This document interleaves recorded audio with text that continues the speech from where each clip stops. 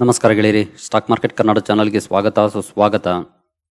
ಗೆಳೆಯರಿ, ಈ ವಿಡಿಯೋದಲ್ಲಿ ಎರಡು ಬ್ರೇಕಿಂಗ್ ನ್ಯೂಸ್ಗಳ ಬಗ್ಗೆ ಒಂದಷ್ಟು ವಿಚಾರಗಳನ್ನ ತಿಳ್ಕೊಳ್ಳುವಂತ ಪ್ರಯತ್ನ ಮಾಡೋಣ. ಒಂದನೇ ಬ್ರೇಕಿಂಗ್ ನ್ಯೂಸ್ ಬಂದು ರೈಲ್ವೆ ಸೆಕ್ಟರ್ಗೆ ಸಂಬಂಧಪಟ್ಟಂತೆ, ಎರಡನೇ ಬ್ರೇಕಿಂಗ್ ನ್ಯೂಸ್ ಬಂದು ಅದಾನಿ ಗ್ರೂಪ್ ನ ಸ್ಟಾಕ್ಗಳ ಬಗ್ಗೆ. ಸೊ ಎರಡನ್ನು ಕೂಡ ನಾವು ಈ ವಿಡಿಯೋದಲ್ಲಿ ತಿಳ್ಕೊಳ್ಳುವಂತ ಪ್ರಯತ್ನ ಮಾಡೋಣ. ಆಸ್ ಯೂಶುವಲ್ ಮೊದಲಿಗೆ ಡಿಸ್ಕ್ಲೈಮರ್ ಕೊಡ್ಲಿಕ್ಕೆ ಇಷ್ಟಪಡ್ತೀನಿ. ಇಲ್ಲಿ ಕವರ್ ಮಾಡ್ತಿರೋಂಥ ಯಾವುದೇ ಸ್ಟಾಕ್ ಅನ್ನು ಕೂಡ ರೆಕಮೆಂಡ್ ಮಾಡ್ತಿಲ್ಲ. ನೀವು ಫರ್ದರ್ ಸ್ಟಡಿ ಮಾಡಿ ಡಿಸಿಷನ್ ತಗೊಳ್ಬಹುದು. ಆಸ್ ಎ ಎಜುಕೇಶನಲ್ ಪರ್ಪಸ್ ನಾನು ಈ ವಿಡಿಯೋನ ನಿಮ್ಮ ಮುಂದೆ ತರ್ತಾ ಇದ್ದೀನಿ. ಗೆಳೆಯರೆ, ಮೊದಲಿಗೆ ನ್ಯೂಸ್ ನೋಡೋದಕ್ಕಿಂತ ಮುಂಚೆ ರೈಲ್ವೆ ಸೆಕ್ಟರ್ನ ಸ್ಟಾಕ್ಗಳ ಇವತ್ತಿನ ಪರ್ಫಾರ್ಮೆನ್ಸ್ ಅನ್ನು ನೋಡಿಕೊಂಡು ನಂತರ ನ್ಯೂಸ್ಗೆ ಹೋಗೋಣ. ಬನ್ನಿ ಗೆಳೆಯರೆ, ಮೊದಲನೇದಾಗಿ RVNL ಅಲ್ಲಿ ಇವತ್ತು ಪರ್ಫಾರ್ಮೆನ್ಸ್ ಅನ್ನು ನೋಡೋದು 1.23% ಪಾಸಿಟಿವ್ ಪರ್ಫಾರ್ಮೆನ್ಸ್ RVNL ಅಲ್ಲಿ ಇವತ್ತು ಕಂಡು ಬಂದಿದೆ. ಒಳ್ಳೆ ಪರ್ಫಾರ್ಮೆನ್ಸ್ ಅಂತಾನೆ ಹೇಳ್ಬೋದು. ನೆಕ್ಸ್ಟ್ ಆಗಿ ಬರೋದಾದ್ರೆ IRFC, ಇವತ್ತು IRFC ನಲ್ಲಿ 0.82% ಡೌನ್ ಫಾಲ್ ಕಂಡು ಬಂದಿದೆ. ಹಾಗೆ ನಾವು ಲಾಸ್ಟ್ 5 days ಪರ್ಫಾರ್ಮೆನ್ಸ್ ಅನ್ನು ನೋಡಿದ್ರೆ 4% ಅಥವಾ 4.5% ಡೌನ್ ಫಾಲ್ ಕಂಡು ಬರ್ತಾ ಇದೆ. 1 month ಪರ್ಫಾರ್ಮೆನ್ಸ್ ಅನ್ನು ನೋಡಿದ್ರೆ ಕೂಡ ಸ್ಟಿಲ್ 11% ಡೌನ್ ಅಲ್ಲಿ ಕಾಣ್ತಾ ಇದೆ. 6 months ಪರ್ಫಾರ್ಮೆನ್ಸ್ ಅನ್ನು 200% ಪಾಸಿಟಿವ್ ಇದೆ. ಜೊತೆಗೆ ನೀವು ನೋಡಬಹುದು ಜನವರಿ 24ರ ಹೈಯಿಂದ ಡೌನ್ ಆಗಿ. ರೈಟ್ಸ್ ಗೆ ಸಂಬಂಧಪಟ್ಟಂತೆ ಒಂದು ಅಪ್ಡೇಟ್ ಅನ್ನ ಈಗಾಗಲೇ ನಾನು ನಿಮಗೆ ಕೊಟ್ಟಿದ್ದೀನಿ. ಆ ನ್ಯೂಸ್ ಕೂಡ ಇತ್ತು. ಜೊತೆಗೆ ರೈಲ್ವೆ ಸೆಕ್ಟರ್ ಗೆ ಸಂಬಂಧಪಟ್ಟಂತೆ ಕೂಡ ಸುದ್ದಿ ಇತ್ತು. ಓವರ್ ಆಲ್ 2.5% ಹತ್ರ ಪಾಸಿಟಿವ್ ಪರ್ಫಾರ್ಮೆನ್ಸ್ ಕಂಡು ಬಂದಿದೆ. 1 month ಪರ್ಫಾರ್ಮೆನ್ಸ್ ಅನ್ನು ನೋಡಿದ್ರೆ 7ರಿಂದ 8% ಪಾಸಿಟಿವ್ ಇದೆ ರೈಟ್ಸ್ ಅಲ್ಲಿ. ಹಾಗೆ ಟೆಕ್ಸ್ಮಾಕೋ ರೈಲಲ್ಲಿ ಇವತ್ತು 2.5% ಪಾಸಿಟಿವ್ ಪರ್ಫಾರ್ಮೆನ್ಸ್ ಇದೆ. 1 month ಅಲ್ಲಿ ಅರೌಂಡ್ 6 to 7% ಡೌನ್ ಇದೆ. ನೆಕ್ಸ್ಟ್ ತೀತಾಗರ್ ರೈಲ್ ಸಿಸ್ಟಮ್ಸ್ ಅಲ್ಲಿ ಇವತ್ತು ಸ್ವಲ್ಪ ನೆಗೆಟಿವ್ ಪರ್ಫಾರ್ಮೆನ್ಸ್ ಕಂಡು ಬಂದಿದೆ. 1 month ಪರ್ಫಾರ್ಮೆನ್ಸ್ ಅನ್ನು ನೋಡಿದ್ರೆ ಮೋರ್ ದನ್ 10% ಡೌನ್ ಇದೆ. ನೆಕ್ಸ್ಟ್ ಜುಪಿಟರ್ ವ್ಯಾಗನ್ಸ್ ಅಲ್ಲಿ ಇವತ್ತು 2% ಡೌನ್ ಫಾಲ್ ಕಂಡು ಬಂದಿದೆ. 1 month ಪರ್ಫಾರ್ಮೆನ್ಸ್ ಅನ್ನು ನೋಡಿದ್ರೆ 4% ಡೌನ್ ಇದೆ. BEML ಅಲ್ಲಿ 1% ಪಾಸಿಟಿವ್ ಇದೆ. ಹಾಗೆ 1 month ಪರ್ಫಾರ್ಮೆನ್ಸ್ ಅನ್ನು ನೋಡಿದ್ರೆ 3 to 7% ಡೌನ್ ಇದೆ. ನೆಕ್ಸ್ಟ್ BHEL ಇವತ್ತು 0.76% ಡೌನ್ ಫಾಲ್ ಕಂಡು ಬಂದಿದೆ. 1 month ಪರ್ಫಾರ್ಮೆನ್ಸ್ ಅನ್ನು ನೋಡಿದ್ರೆ ಅರೌಂಡ್ 3% ಪಾಸಿಟಿವ್ ಇದೆ. ನೆಕ್ಸ್ಟ್ IRCTC ಇವತ್ತು ಫ್ಲಾಟ್ ಆಗಿ ಕ್ಲೋಸಿಂಗ್ ಅನ್ನು ಕೊಟ್ಟಿದೆ. ಇನ್ ಕೇಸ್ ಇಲ್ಲಿ 1 month ಪರ್ಫಾರ್ಮೆನ್ಸ್ ಅನ್ನು ನೋಡಿದ್ರೆ ಇಲ್ಲೂ ಕೂಡ ಆಲ್ಮೋಸ್ಟ್ 1.5% ಅಥವಾ ಫ್ಲಾಟ್ ಪರ್ಫಾರ್ಮೆನ್ಸ್ ಲಾಸ್ಟ್ 1 month ಅಲ್ಲಿ ಕಂಡು ಬಂದಿದೆ. ಸೊ ಎಲ್ಲ ಸ್ಟಾಕ್ ಗಳು ಕೂಡ ಒಳ್ಳೆ ಪರ್ಫಾರ್ಮೆನ್ಸ್ ಅನ್ನ ಕೊಟ್ಟು ಈಗ ಸ್ವಲ್ಪ ಡೌನ್ ಅಲ್ಲಿ ಇದಾವೆ ಅಥವಾ ಕನ್ಸಾಲಿಡೇಟ್ ಆಗಿದಾವೆ. ನಾವು RVNL ನ ಪರ್ಫಾರ್ಮೆನ್ಸ್ ಅನ್ನು ನೋಡಲಿಲ್ಲ. 1 month ಪರ್ಫಾರ್ಮೆನ್ಸ್ ಇಲ್ಲೂ ಕೂಡ ನೋಡಬಹುದು 10% ಡೌನ್ ಇದೆ RVNL ಕೂಡ. ಸೊ ಎಲ್ಲ ಸ್ಟಾಕ್ ಗಳಿಗೆ ಸಂಬಂಧಪಟ್ಟ ಒಂದು ಅಪ್ಡೇಟ್ ಬಂದಿತ್ತು. ನಿಮ್ಗೆ ಎಲ್ರಿಗೂ ಈಗಾಗಲೇ ಗೊತ್ತಾಗಿರ್ಬೋದು. ಆ ಅಪ್ಡೇಟ್ ನೋಡಬಹುದು. Indian railways gets 2000 infra projects at ₹41,000 crore. 2000 infra projects worth 41,000 ಕೋಟಿ. ಹಾಗೆ ಈ ಎಲ್ಲ ಪ್ರಾಜೆಕ್ಟ್ ಗಳು ಇವಾಗ ಸಿಕ್ಕಿರುವಂತವು ಅಂತ ಅಲ್ಲ, ಇವೆಲ್ಲ ಹಿಂದೆ ಈಗಾಗಲೇ ಸಿಕ್ಕಿದ್ದಂತವು. ಈಗ ಅವುಗಳ ಇನಾಗ್ರೇಷನ್ ಆಗಿದೆ. ಇಲ್ಲಿ ನೋಡಬಹುದು, prime minister Narendra Modi inaugurated around 2000 railway infrastructure projects worth over ₹41,000 crore on Monday. The PM said these works will further improve ease of living for the people. ಇದ್ರ ಜೊತೆ ತುಂಬಾನೇ ಇಂಪಾರ್ಟೆಂಟ್ ಆಗಿರುವಂತದ್ದು ಅಂದ್ರೆ ನೀವು ಇಲ್ಲಿ ನೋಡಬಹುದು, in order to enhance the travel experience 553 stations will be redeveloped under the Amrit Bharat Station scheme. The foundation stone for these stations would be laid. Overbridges and underpasses across India will also be inaugurated, the minister said in a post on social media platform X.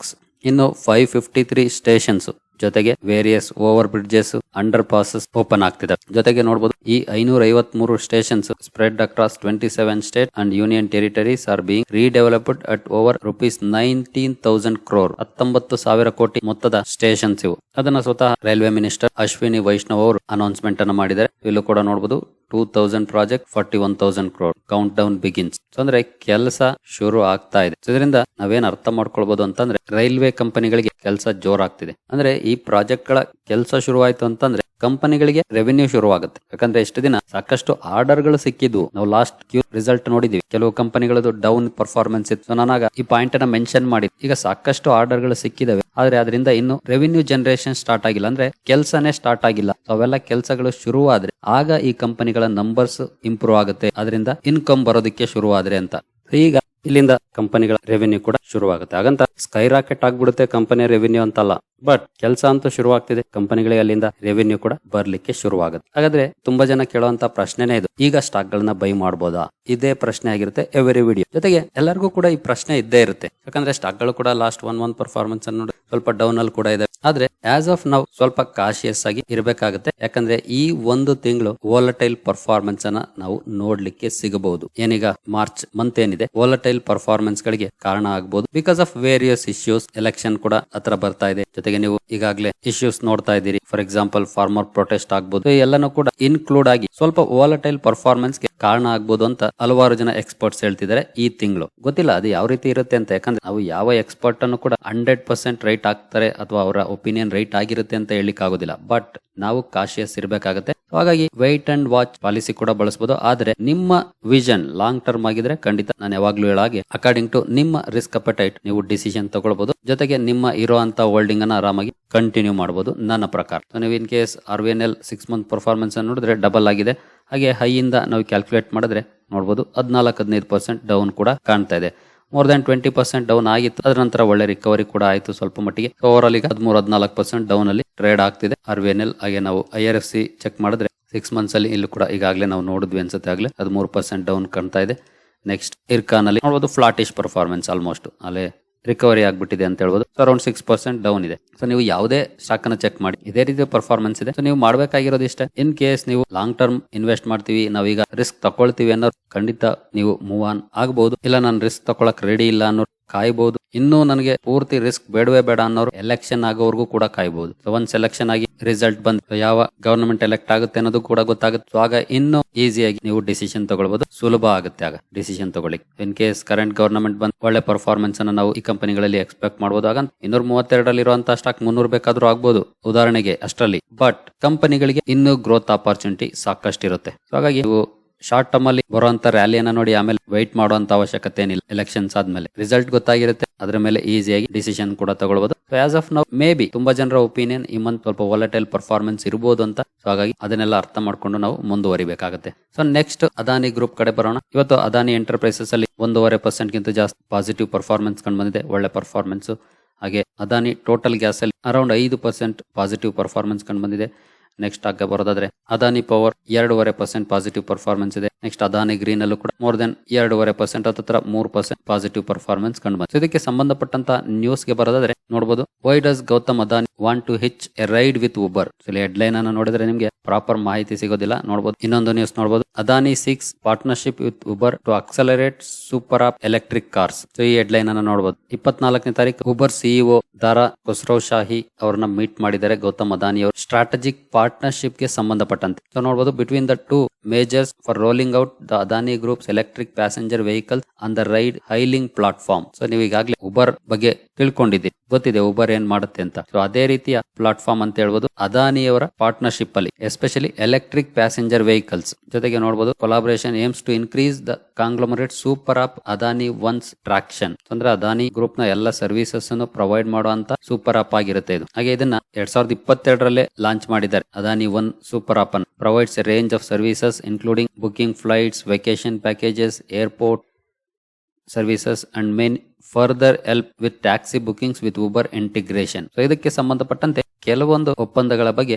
ಮಾತುಕತೆಗಳನ್ನ ಇವರು ಆಡಿದ್ದಾರೆ. Especially ಏನು ಇದರಲ್ಲಿ Adani group ಗೆ ಸಿಗುತ್ತೆ ಅಂತ ನಾವು ನೋಡೋದ, a partnership with Adani will also offer Uber a large consumer segment from Adani's airport business. ಇದರಿಂದ ಉಬರ್ಗೂ ಕೂಡ ಸಾಕಷ್ಟು ಲಾಭ ಆಗುವಂತ ನಿರೀಕ್ಷೆ. ಯೂಶಲಿ ಬಿಸ್ನೆಸ್ ಆಗೋದೇ ನಮಗೆ ಲಾಭ ಆಗುತ್ತೆ ಅಂತ ಇದ್ರೆ ಮಾತ್ರ. ಸೊ ಲಾಸ್ ಮಾಡ್ಕೊಳಕ್ ಯಾರು ಬಿಸ್ನೆಸ್ ಒಪ್ಪಂದಗಳನ್ನ ಮಾಡ್ಕೊಳ್ಳೋದಿಲ್ಲ. ಸೊ ಎಸ್ಪೆಷಲಿ ಇವರ ಟಾರ್ಗೆಟ್ ಏನಪ್ಪಾ ಅಂತಂದ್ರೆ ಎಲೆಕ್ಟ್ರಿಕ್ ಪ್ಯಾಸೆಂಜರ್ ವೆಹಿಕಲ್ಸ್ ಗೆ ಸಂಬಂಧಪಟ್ಟಂತೆ ಉಬರ್ ಜೊತೆ ಪಾರ್ಟ್ನರ್ಶಿಪ್ ಅನ್ನು ಮಾಡ್ಕೊಳ್ಳೋದು, ಟ್ಯಾಕ್ಸಿ ಸರ್ವಿಸಸ್ ಗೆ ಸಂಬಂಧಿಸಿ. ಅದರ ನಂತರ ಇಲ್ಲಿ ಇನ್ನೂ ಒಂದು ಬೆನಿಫಿಟ್ ಏನಪ್ಪಾ ಅಂತ, ಈ ಕಂಪನಿ ನಾವೀಗ ತಾನೇ ಸ್ಟಾಕ್ ಗಳನ್ನ ನೋಡಿದ್ವಿ, Adani Total gas, Adani power, Adani green, ಎಲ್ಲ ಕಂಪನಿಗಳಿದಾವೆ. ಇವುಗಳ ಬಿಸ್ನೆಸ್ಗೂ ಕೂಡ ಸಹಾಯ ಆಗೋ ರೀತಿಯಲ್ಲಿ ಇವರು ತಮ್ಮ ಪ್ಲಾನ್ ಅನ್ನ ಮಾಡ್ತಿದ್ದಾರೆ. ಸೊ ಹೇಗೆ ಅಂತ ನೀವಿಲ್ಲಿ ನೋಡಬಹುದು. Primarily the deal with Uber will help Adani's renewable energy push. Adani is setting up a network of charging station across India and will complete the loop by powering the electric vehicle fleet with green energy. So ಈಗಾಗಲೇ plan ಮಾಡಿದ್ದಾರೆ charging stations ಶುರು ಮಾಡ್ಲಿಕ್ಕೆ. ಹಾಗೆ green energy investment ಬಗ್ಗೆ ನಿಮ್ಗೆಲ್ರಿಗೂ ಈಗಾಗಲೇ ಗೊತ್ತಿದೆ, ಸಾಕಷ್ಟು ಸಲ ನಾನು ಕೂಡ ಕವರ್ ಮಾಡಿದ್ದೀನಿ. ಹಾಗೆ ನೀವು ಇಲ್ಲಿ ನೋಡಬಹುದು, Adani Total Gas Limited is on target to install 75,000 electric vehicle charging stations by 2030. So ಈ ಟಾರ್ಗೆಟ್ಗೂ ಕೂಡ ಈ ಡೀಲ್ ಅನುಕೂಲ ಆಗುತ್ತೆ. ಸೊ ಈ ಪಾಯಿಂಟ್ ಕೂಡ ನೋಡಬಹುದು. Uber will push Adani's plans to get into electric passenger vehicles. ಹಾಗಂತ ಇವರೇನು ಪ್ಯಾಸೆಂಜರ್ ವೆಹಿಕಲ್ಸ್ ಮ್ಯಾನುಫ್ಯಾಕ್ಚರ್ ಮಾಡೋದಕ್ಕೆ ಹೋಗೋದಿಲ್ಲ, ಬೇರೆ ಮ್ಯಾನುಫ್ಯಾಕ್ಚರ್ ಮಾಡಿರ್ತಾರೆ. ಫಾರ್ ಎಕ್ಸಾಂಪಲ್ ಟಾಟಾ ಮೋಟಾರ್ಸ್ ಅಂತಾನೆ ಇಟ್ಕೊಳ್ಳಿ, ಅವುಗಳಿಗೆ ಕೆಲವೊಂದು ಸರ್ವಿಸಸ್ ಪ್ರೊವೈಡ್ ಮಾಡ್ತಾರೆ. ಇನ್ ಕೇಸ್ ಉಬರ್ ಜೊತೆ ಅವರು ಟೈಅಪ್ ಮಾಡ್ಕೊಂಡಿದ್ದಾರೆ ಕ್ಯಾಬ್ಸ್ ಅವರು, ಅಂದ್ರೆ ಅವರು ಅದಾನಿ ಚಾರ್ಜಿಂಗ್ ಸ್ಟೇಷನ್ ಬಳಸಬೇಕು ಅವರ ಚಾರ್ಜಿಂಗ್ ಅಂತ ಕೂಡ ರೂಲ್ಸ್ ಗಳು ತರಬಹುದು. ಜೊತೆಗೆ ಇವ್ರದ್ದು